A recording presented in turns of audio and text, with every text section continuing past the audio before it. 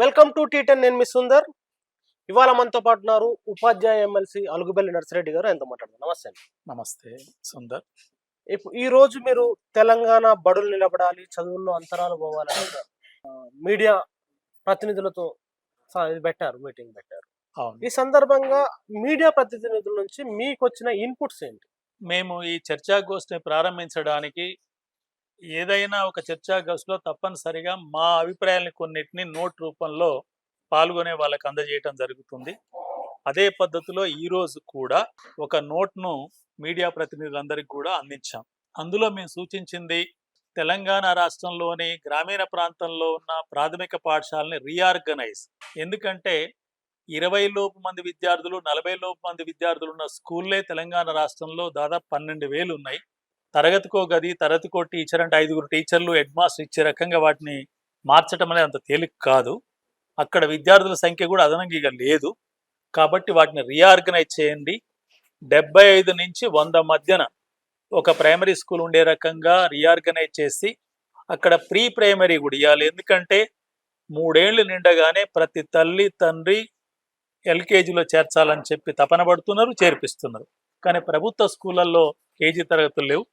LKG నుంచి 5వ తరగతి వరకు 7 టీచర్లు, ఒక హెడ్ మాస్టరు, 7 గదులు, అదనంగా ఒక హెడ్ మాస్టర్ టీచర్లకు గది, 8 గదులు ఉండే రకంగా ప్రైమరీ స్కూళ్లను అభివృద్ధి చేయాలని చెప్పి అందరూ అభిప్రాయపడ్డారు. తర్వాత ప్రాథమికోన్నత పాఠశాలలు మాత్రం వాటికి అంత మనుగడ ఉన్నట్టు కనిపించలేదు. ఎవరు 6-7 తరగతులు చేరతలేరు. ఎక్కడైనా హై స్కూల్ దగ్గరలో లేకపోతే దాన్ని అప్గ్రేడ్ చేయండి, ఎక్కడ అవసరం లేని కాడ డీగ్రేడ్ చేసి ప్రైమరీ స్కూల్ కొనసాగించమని చెప్పాం. హై స్కూళ్ళలో కూడా కొన్ని చోట్ల దగ్గర అంటే వాస్తవంగా మన నిబంధనల ప్రకారం అయితే 3 కిలోమీటర్ల పైగా ఉంటే హై స్కూల్ ఉండాలని ఉంది. కానీ కిలోమీటర్ లోపల కూడా కొన్ని హై స్కూల్స్ ఉన్నాయి. వాటిని కూడా అవసరమైన మేరకు రీఆర్గనైజ్ చేయాలన్నాం. చేసే క్రమంలో హై స్కూల్లో కంప్యూటర్ విద్యను ప్రవేశపెట్టాలి, కంప్యూటర్ విద్యను టీచర్లను ఇవ్వాలి. అదేదో ఒక స్కీమ్గా ఒక 4 ఏళ్ళకి కాకుండా శాశ్వతంగా ఉండేట్టు చూడాలి. కో కరికులర్ యాక్టివిటీస్ కూడా టీచర్లు పెట్టాలి. తర్వాత ప్రతి సబ్జెక్ట్ టీచర్ కూడా, గతంలో హిందీ టీచరు పీరియడ్లు తక్కువ ఉంటాయని 10 సెక్షన్లకు ఒకే టీచర్ ఉండేది. అది పద్ధతి మంచిది కాదు. ప్రతి 5 సెక్షన్లకు ఒక సబ్జెక్టు టీచర్ ఉండే రకంగా, ప్రతి 5 సెక్షన్లకు ఒక ఫిజికల్ ఎడ్యుకేషన్ టీచర్ ఉండే రకంగా, మౌలిక వసతులు కూడా అక్కడ ల్యాబొరేటరీ ఉండాలి, లైబ్రరీ ఉండాలి, తర్వాత సైన్స్ ల్యాబ్ ఉండాలి. దాంతో పాటు ఇతర అవసరాల కొరకు గేమ్స్ రూమ్ కూడా ఉండాలి. ఆ రకంగా ప్రభుత్వ హై స్కూళ్లను అభివృద్ధి చేయమని కోరాం. ఎక్కడైతే సెక్షన్స్ 10 సెక్షన్లు దాటుతాయో, అంటే డబల్ సెక్షన్ కాబట్టి ఇక పెరిగితే అక్కడ తప్పనిసరిగా అసిస్టెంట్ హెడ్ మాస్టర్ పోస్ట్, అది ప్రైమరీ స్కూల్ కానీ హై స్కూల్లో కానీ అకాడమిక్ విషయాలు పర్యవేక్షించడానికి అటువంటి స్కూళ్ళు 10% ఉన్నాయి. కానీ అక్కడ అవసరం అసిస్టెంట్ హెడ్ మాస్టర్ని ఏర్పాటు చేయమని కోరాం. అదే విధంగా పర్యవేక్షణ వ్యవస్థ మొత్తం కూడా చెప్పాం. ఇవన్నిటితో పాటు వాళ్ళ నుంచి వచ్చింది ఏంటంటే ఇవన్నీ ప్రభుత్వం నుంచి చేయవలసినవి, కానీ ఉపాధ్యాయుల పనిలో కూడా మెరుగుదల ఉంది. ఈ మధ్య కాలంలో కొత్త ప్రభుత్వం ఏర్పడిన తర్వాత సోషల్ మీడియాలో ఒక పోస్ట్ చాలా వైరల్ అయింది. ప్రభుత్వ స్కూళ్లలో ప్రభుత్వ టీచర్ల పిల్లలు ప్రభుత్వ స్కూళ్లలో చేర్పించాలి. అదేవిధంగా ఎమ్మెల్యే పిల్లలు గాని, కలెక్టర్ల పిల్లలు గాని, ప్రభుత్వ టీచర్ల పిల్లలు గాని ప్రభుత్వ బడులలో చదివించినప్పుడు ఈ ఎడ్యుకేషన్ వ్యవస్థ బలపడుతుంది అనే పోస్ట్ బాగా వైరల్ అవుతుంది. నేను కూడా ఈ రోజు మీడియా మిత్రులు కూడా అలాంటి అభిప్రాయాన్ని వ్యక్తం చేశారు. దాని పట్ల మీ అభిప్రాయం? నేను మీకు ఈ పుస్తకాన్ని, అంటే ప్రభుత్వ బడులు నిలబడాలి, చదువుల అంతరాలు పోవాలి అనే ఈ పుస్తకాన్ని కంపైల్ చేసింది నేనే. ఇందులో మీరు మొత్తం చదివితే స్పష్టంగా చెప్పడం జరిగింది. ప్రభుత్వ ప్రధాన కార్యదర్శి నుంచి కింది స్థాయిలో ఆఫీస్ సబార్డినేట్ వరకు అన్ని స్థాయిల అధికారులు, టీచర్లు కూడా అందులోనే వస్తారు. తర్వాత ముఖ్యమంత్రి స్థాయి నుంచి గ్రామ సర్పంచ్, వార్డు మెంబర్ వరకు వీళ్ళందరూ కూడా ప్రభుత్వ బళ్ళలో చదివిస్తే తప్పనిసరిగా ఆ బళ్ళకు మార్గదర్శ వస్తుంది. ఆ పద్ధతిలో ఈ ప్రభుత్వం చర్య తీసుకోవాలని చెప్పి నేను డిమాండ్ చేస్తూ పుస్తకంలో పేర్కొన్నాను. అది ప్రధాన డిమాండ్ గా రావాల్సిందే. ఈ రోజు చర్చలలో ఇంత విస్తృతంగా కాకుండా టీచర్ల పిల్లల వరకే అనే ఒక చర్చ కూడా ఎక్కువ వచ్చింది. అయితే వారికి ఉన్న అభిప్రాయాలు చెప్పడాన్ని నేను గౌరవిస్తున్నా, అది మంచిదే. కానీ వాళ్ళతో పాటు అందరి పిల్లలు, ప్రజాప్రతినిధుల పిల్లలు, ఉద్యోగులు, ఉపాధ్యాయుల పిల్లలందరూ కూడా ఏ స్థాయి ఉద్యోగి అయినా ప్రభుత్వ స్కూళ్ళలోనే చేర్పించాలి. అప్పుడే ప్రభుత్వ స్కూల్లో ఒక నాణ్యమైన, సమానమైన కింది స్థాయి, అంటే గ్రామ పంచాయతీ కార్మికుడు గాని, మున్సిపల్ కార్మికుడు గాని, మున్సిపల్ కార్పొరేషన్ కార్మికుడు కూడా నా పిల్లవాడు అలానే చదువుతుండు, మా కమిషనర్ పిల్లవాడు కూడా అలానే చదువుతుండు, వాళ్ళ అమ్మాయి అలానే ఉంది, మా అమ్మాయి అలానే ఉంది అనే ఒక అభిప్రాయం వస్తే ఈ సమాజానికి అంతకంటే గొప్ప విషయం లేదు. అందుకు అనుగుణంగా ఈ ప్రభుత్వం నిర్ణయం తీసుకోవాలని చెప్పి కూడా నేను కోరుతున్నా. ఇది ఈ రోజు డిమాండ్ కాదు, ఇది మొదటి నుంచి కూడా. అది ఒక రకంగా కామన్ స్కూల్ అంటే అందరి పిల్లలు ఒకే దగ్గర చదవాలనే కాన్సెప్ట్. అప్పుడే ఈ సమాజం సమగ్ర అభివృద్ధి చెందే అవకాశం ఉంటది. పిల్లలందరూ కూడా సమాజంలో మేము భాగం, సమాజం అభివృద్ధి చెందితే మేమందరం కూడా అభివృద్ధి చెందుతాం, అందరి అభివృద్ధే నా అభివృద్ధి కూడా ఇమిడి ఉన్నదనే భావన వస్తుంది. ఇది కీలకమైంది. అది జరిగేటందుకు కొరకు పౌరస్పందన, తెలంగాణ పౌరస్పందన వేదిక కృషి చేస్తుంది. ఎమ్మెల్సీగా నేను చేస్తాను. మీరందరూ కూడా మీడియా మిత్రులందరూ కూడా ఇందు కృషిలో భాగస్వాములు కావాలి. ఇతరులందరూ కూడా చేర్చుకుందాం. ఆ రకంగా ముందుకు తీసుకుపోవాల్సిందే. అదే నిజమైన విద్య. ఇక్కడ ఇంకో ప్రశ్న, ముఖ్యంగా తెలంగాణలో, ముఖ్యంగా హైదరాబాద్ లో, తెలంగాణలో ఇంటర్నేషనల్ స్కూల్ పర్మిషన్ ఇస్తున్నారు, టెక్నో స్కూల్స్ పర్మిషన్ ఇస్తున్నారు. ఇట్లా ఒక 20-30 రకాల స్కూల్స్ అంటే ప్రైవేట్ రంగంలో ఒక దొంతరల స్కూల్ వస్తున్న సందర్భంలో ఆ రకమైన టెక్నాలజీని గాని, ఆ రకమైన సౌకర్యాలను గవర్నమెంట్ స్కూల్లో కల్పించకుండా ప్రైవేట్ రంగంలో వాళ్ళకి పర్మిషన్లు ఇవ్వడం కరెక్టేనా? గవర్నమెంట్ రంగంలో కూడా అలాంటి ప్రయత్నం చేయాలా? దానిపైన మీరేమంటారు? వాస్తవంగా మన భారత రాజ్యాంగంలోని ప్రవేశికలో చూస్తేనే స్పష్టంగా చెప్పారు, సమాజంలో సాంఘిక, ఆర్థిక, సామాజిక అంతరాలు ఉన్నాయి, వీటిని తొలగించడానికి ఈ రాజ్యాంగం ద్వారా పాలన కొనసాగిస్తామని చెప్పి భారత ప్రజలమైన మేము తీర్మానించుకుంటామని చెప్పారు. రాజ్యాంగం అమల్లోకి వచ్చి 73 సంవత్సరాలు అయిపోయింది. ఇప్పటికి 74 సంవత్సరాలు నడుస్తుంది. కాబట్టి ఇటువంటి స్కూళ్ళన్నిటిని కూడా కంట్రోల్ చేసి అవసరమైతే ఆ బడి కూడా, ఏ బడైనా కూడా ప్రభుత్వ నిబంధనలకు అనుగుణంగానే ఉండాలి, ప్రభుత్వ పద్ధతిలోనే ఉండాలి. వాస్తవంగా పెరుగుతున్న శాస్త్ర సాంకేతిక రంగాలు, ప్రపంచంలో పెరుగుతున్న పరిజ్ఞానం అన్నిటి ఆధారంగా అన్ని స్కూళ్ళు కూడా అప్డేట్ కావాలి, అన్ని స్కూళ్ళు కూడా ఆ స్థాయికి అభివృద్ధి కావాలి. కానీ ఇక్కడ మీరు ప్రస్తావించిన టెక్నో స్కూల్ గాని, ఓక్రిడ్జ్ స్కూల్ గాని, ఇంటర్నేషనల్ స్కూల్ గాని, అక్కడ ఏమి బోధిస్తున్నారు అనేది ఒక పరిశీలన చేయవలసి ఉంది. విద్యారంగంలో అటువంటి పరిశీలన లేదనే నేను అనుకుంటున్నా. ఎందుకంటే గవర్నమెంట్ విద్యా వ్యవస్థకు, విద్యా డిపార్ట్మెంట్ కి ఈ పరిశీలన లేదంటారా? లేనట్టే నేను అనుకుంటున్నాను. ఎందుకు లేదంటున్నానంటే, ఇప్పుడు పరిశీలన చేయవలసింది మండల స్థాయిలో మండల విద్యాధికారులు, డివిజన్ స్థాయిలో ఉప విద్యాశాఖాధికారులు చేస్తారు, జిల్లా స్థాయిలో జిల్లా విద్యాశాఖాధికారి. జిల్లా విద్యాశాఖాధికారి పోస్ట్ ఒక ఎగ్జిక్యూటివ్ పోస్ట్ గా తన ఆఫీసు నిర్వహణ పనులకే సరిపోద్ది తప్ప ఆయన బళ్ళకు పోయి పర్యవేక్షణ చేస్తాడనటం అయితే సాధ్యం కాదే నాకు తెలిసిన మేరకు. ఏమైనా సాధ్యం అయిద్దంటే ఈ రోజు ఆ చిన్న జిల్లాలు ములుగునో, వనపర్తో, లేకపోతే భూపాలపల్లి అక్కడేమైనా సాధ్యం అయింది. కానీ హైదరాబాద్ లాంటి జిల్లాలో అసలు సాధ్యం కాదు, రంగారెడ్డిలో సాధ్యం కాదు, తర్వాత పెద్ద జిల్లాల్లో సాధ్యం కాదు. ప్రైవేట్ స్కూల్ ఉన్నది ఈ పెద్ద జిల్లాల్లోనే ఉన్నాయి. కాబట్టి మండల విద్యాధికారులు ఇప్పుడు 612 మండలాలు ఉంటే దాదాపు అన్ని పోస్టులు ఖాళీగా ఉన్నాయి. 16 మందో 12 మందో పనిచేస్తున్నారు ఎంఈఓలు, మిగతా అన్ని ఖాళీగా ఉన్నాయి. ఏదో హెడ్ మాస్టర్లకు FAC ఇచ్చారు. అది కూడా కొన్ని టెక్నికల్ ఇష్యూస్ వల్ల ఒక్కొక్క హెడ్ మాస్టర్ కు 6 మండలాలు 5 మండలాలు, జనగం లాంటి జిల్లా తీసుకుంటే 12 మండలాలకు ఒకే ఒక ఎంఈఓ ఉన్నాడు. ఆయన ఏం చేయలేడు, ఇక సంతకాలు పెట్టడం తప్ప. తర్వాత డిప్టీ పోస్టులు అన్ని కూడా 56 ఉంటే 56 ఖాళీగా ఉన్నాయి. వాస్తవంగా డిప్టీ పోస్ట్ ఏంటంటే 40 హై స్కూళ్లకు పోస్ట్ ఉండాలని చెప్పి అది 1982లో నిర్ణయించి అప్పుడు ఆ పోస్టులు క్రియేట్ చేశారు. కానీ ఇప్పుడు చూస్తే ఈ రోజు ప్రైవేట్ లో హై స్కూల్లో 6,000 ఉన్నాయి, గవర్నమెంట్ లో 5,000 ఉన్నాయి. 11,000కి ఎన్ని కావాలన్నప్పుడు దాదాపు 250 పైగా ఉప విద్యాశాఖాధికారి పోస్టులు కావాలి, క్రియేట్ చేస్తలేరు. ఉన్న 56 నింపలేదు. అందువల్ల ప్రైవేటు బళ్లల్లో ఏం చదువు చెప్తున్నారు, ఎలా ఉన్నదనేది ఎవరికి తెలియదనే నేను అనుకుంటున్నా. తల్లిదండ్రులకు కూడా తెలుస్తుందని నేను అనుకుంటలేను. మీరు అన్నంత గొప్పగా అక్కడ ఉన్నదని కూడా నేను భావిస్తలేను. ఎందుకంటే ప్రైవేట్ అంటేనే ప్రచారం ఎక్కువ, ప్రచారం ద్వారా లాభాలను పెంచుకోవాలి, తద్వారా ముందుకెళ్లాలని చూస్తారు. తర్వాత వాళ్ళ ఫీజులు ఎక్కువ కాబట్టి ఆర్థికంగా బాగా అభివృద్ధి చెందిన వాళ్ళు ఆ బళ్ళలో చేర్పిస్తారు. ఆర్థికంగా అభివృద్ధి చెందటం అంటే సామాజికంగా కూడా కొంత ఆ కుటుంబాల అభివృద్ధి ఉంటుంది. నిజంగా ప్రైవేట్ స్కూళ్ళలో చదువు వస్తుందంటే ఆ పిల్లలు అంటే వాళ్ళ తండ్రి చదువుకుండు, తాత చదువుకుండు, ముత్తాత కూడా చదువుకున్న వాళ్ళ పిల్లలు ప్రైవేట్ బడిలో చదువుతున్నారు. అట్లా వాళ్ళకి చదువులు ఎక్కువ ముందుండే అవకాశం ఉంది. ఏమైనా ఇప్పటికైనా తెలంగాణ రాష్ట్ర ప్రభుత్వం అక్కడ ఇంటర్నేషనల్ స్కూలు, ఇక్కడ ప్రభుత్వ ప్రాథమిక పాఠశాల, ప్రభుత్వ ఉన్నత పాఠశాల కూడా ఒకే స్థాయిలో ఉండే రకంగా తగు చర్యలు తీసుకోవాలని మీ ద్వారా డిమాండ్ చేస్తున్నా. దాన్ని నేను ఒక చట్టసభ సభ్యునిగా నిరంతరం దాని కొరకు నా ప్రయత్నం ఉంటుందని కూడా తెలియజేస్తున్నా. తప్పనిసరిగా ప్రభుత్వ స్కూళ్ళ యొక్క స్థాయిని, అక్కడ టెక్నాలజీని, అక్కడ చదువుని మాత్రం అప్గ్రేడ్ చేయాల్సిన అవసరం ఉంది, స్థాయి పెంచవలసిన అవసరం ఉందనేది మాత్రం అంగీకరిస్తున్నా. అది నేడు మీడియా ప్రతినిధులు కూడా చెప్పారు.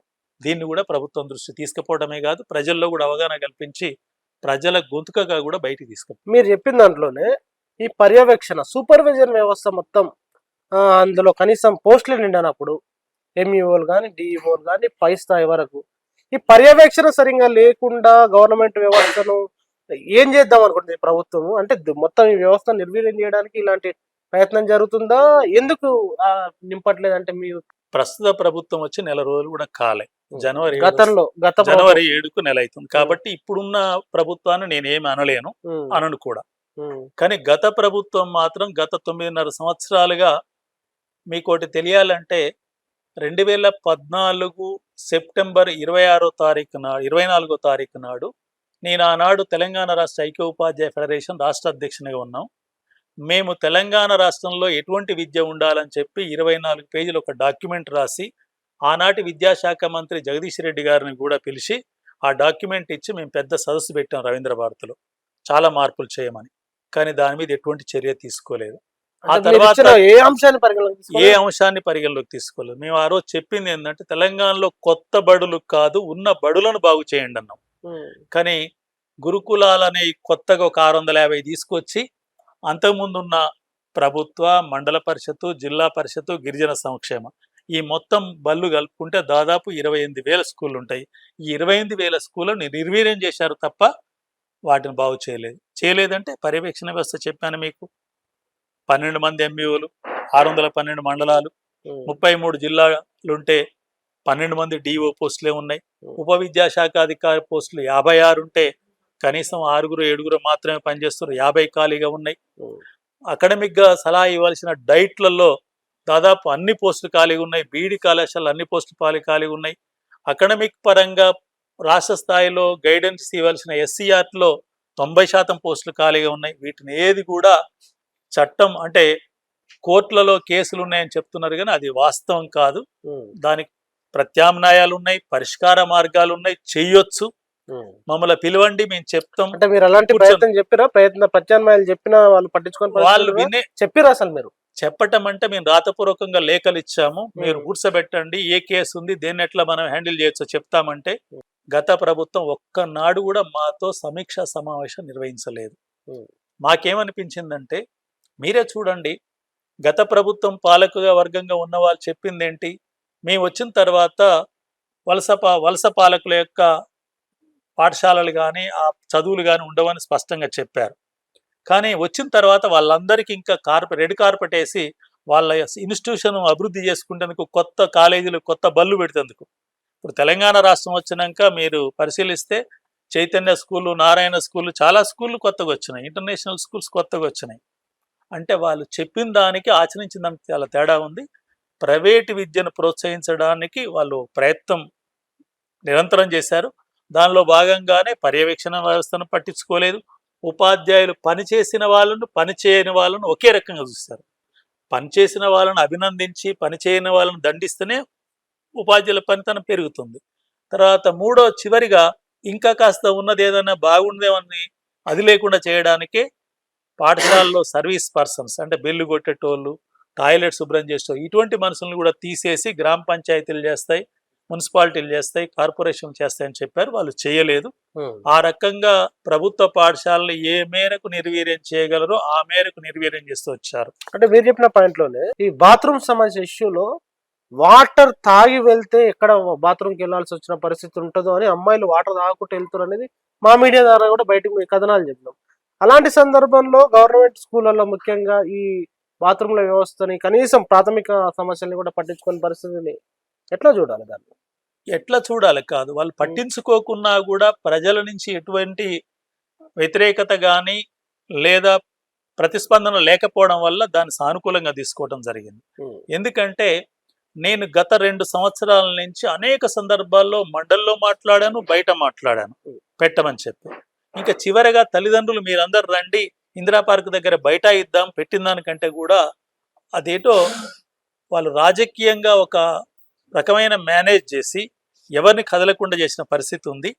అందువల్ల అది చేయటం అంటే వాళ్ళు స్పష్టంగా ఈ బళ్ళను అభివృద్ధి కాకుండా చూడాలి, నిర్వీర్యమై చూడాలి, ప్రైవేట్ బళ్ళే ముందుకెళ్లాలనే ఒక కోణం వాళ్ళలో ఉంది కాబట్టి ఈ చర్యలు తీసుకున్నట్టు కనిపిస్తుంది. ప్రజా ఉద్యమాలు వచ్చి ఉంటే తప్పనిసరిగా వాళ్ళు తలొగ్గేవాళ్ళు. ప్రజా ఉద్యమాలు రాలేదు. తర్వాత ప్రజాప్రతినిధులు కూడా నా స్థాయిలో ఎవరు స్పందించిన వాళ్ళు కూడా లేరు. ఇది స్పష్టంగా చెప్పగలను నేను. నా స్థాయిలో ఎమ్మెల్యేలు, ఎమ్మెల్సీలు గనుక మేము ఒక 10, 15, 20 మంది గనుక స్పందించుంటే ఈ రకమైన పరిస్థితులు ఉండేది కాదు. దానికి కూడా ఆ స్పందన లేదు.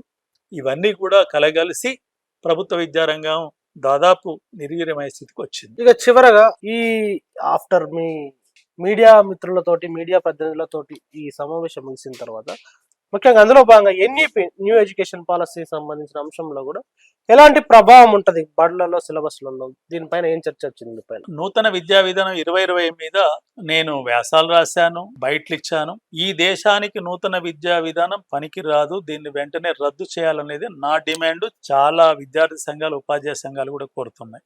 ఎందుకంటే ఒకటి ప్రధానమైంది, అందులో అంతర్గతంగా ప్రైవేట్ రంగాన్ని ప్రోత్సహిస్తుంది, ప్రభుత్వ రంగాన్ని ఉన్నదాన్ని కూడా నిర్వీర్యం చేసే ప్రక్రియ కొనసాగే రకంగా ఆ సిఫారసులు ఉన్నాయి. ఇది ప్రధానమైనది. రెండవది, సిలబస్లో మధ్య యుగాల నాటి, అంటే ఒక మత ఉన్మాదాన్ని పెంచడం, లేదా మూఢనమ్మకాలను పెంచడం, లేదా శాస్త్రీయ ఆలోచన లేకుండా చేయడం, ఆ పద్ధతిలో పాఠ్యాంశాలని మార్పు చేయాలనే దుష్టాలోచన ఉంది. ఈ మధ్య కాలంలో ఎన్సీఆర్టీ వాళ్ళు కమిటీ వేస్తే వాళ్ళు ప్రజాస్వామ్య పాఠం తొలగించమంటారు, జీవ పరిణామ పాఠం తొలగించమని చెప్తారు, లేదా డార్విన్ సిద్ధాంతం తొలగించ, ఇవన్నీ చెప్పారు. అంటే సైన్స్ను సైన్స్గా కాకుండా, మనిషిని మనిషిగా కాకుండా మళ్ళీ మూఢనమ్మకాలలోకి నెట్టి ఈ దేశంలో పాలన కొనసాగించాలనే దుష్ట ఆలోచన నేడు కేంద్ర ప్రభుత్వంలో ఉన్నట్టు స్పష్టంగా అర్థమైంది. అందుకనే నూతన విద్యా విధానం ఇది చాలామంది అంటుంటారు, అంత రద్దు చేయటం ఏంది, ఎంతో కొంత బాగుంటది కదా, ఏదైనా బాగుంటది కదా, మార్పులు చేస్తే అయిపోద్ది కదా అనే సూచనలు కూడా చేసే వాళ్ళు ఉన్నారు. బాగు చేయటం అంటే మనం ఒక బిల్డింగ్ ఉంటది, బిల్డింగ్ లో కప్పు పోతే కప్పు తీసేసి కప్పేసుకోవచ్చు, కానీ పిల్లర్లే సరిగా లేకపోతే ఇక నువ్వు బిల్డింగ్ మొత్తం పడగొట్టి కొత్త బిల్డింగ్ కట్టుకోవాల్సిందే తప్ప, అందువల్ల పిల్లర్ల లాంటి అంశాలే నూతన విద్యా విధానంలో ఆర్థిక అంశాలు కావచ్చు, ప్రైవేట్ రంగాన్ని ప్రోత్సహించడం కావచ్చు, ప్రభుత్వ రంగాన్ని నిర్వీర్యం చేయడం కావచ్చు, ముఖ్యంగా బోధనా పద్ధతులు, సిలబస్లు ఇవి కీలకమైన పిల్లర్లు, అంటే మూల స్తంభాలు లాంటివి. అటువంటివే సరిగా లేనప్పుడు ఇక అది ఎక్కడ కూడా సరిచేసే అవకాశం లేదు. దాన్ని పూర్తిగా రద్దు చేసి కొత్త నూతన విద్యా విధానం తీసుకొస్తేనే ఈ దేశానికి పౌరులను మంచి విద్యార్థులుగా, పౌరులుగా తయారు చేసే అవకాశం ఉంటుంది. అందుకే రద్దు చేయాలని కూడా మీ ద్వారా డిమాండ్ చేస్తున్నాం. Thank you very much. ప్రజలారా విన్నారు కదా, విద్యా వ్యవస్థలో బడులు అనేవి ముఖ్యంగా చాలా ముఖ్యమైన పాత్ర పోషిస్తాయని, దీంట్లో క్వాలిటీ ఎడ్యుకేషన్ కోసం ఖాళీలను మొత్తం పూర్తి నింపాలి. అదేవిధంగా ఎడ్యుకేషన్ లో ప్రమాణాలు పెంచడానికి ఈ పర్యవేక్షణ వ్యవస్థను కూడా పటిష్టం చేయాలి. అదేవిధంగా టెక్నాలజీని కూడా దాంట్లో చేయాలి. అదేవిధంగా అన్ని రంగాల్లో, ప్రభుత్వ రంగంలో ఉన్న అందరూ వాళ్ళ పిల్లల్ని స్కూళ్ళలో, గవర్నమెంట్ స్కూళ్ళలో చేర్పించినట్టయితే తప్పకుండా పర్యవేక్షణ పెరుగుతుంది, క్వాలిటీ ఎడ్యుకేషన్ పెరుగుతుంది అనేది కూడా ఎమ్మెల్సీ అలుగుబెల్లి నర్సిరెడ్డి గారు చెప్తున్నారు. ఆయన చెప్పిన అనేక అంశాల మీద మీరు విన్నారు కాబట్టి దానిపైన తప్పకుండా మీకు కామెంట్ రాయండి. Thank you very much. చూస్తూనే ఉండండి TT.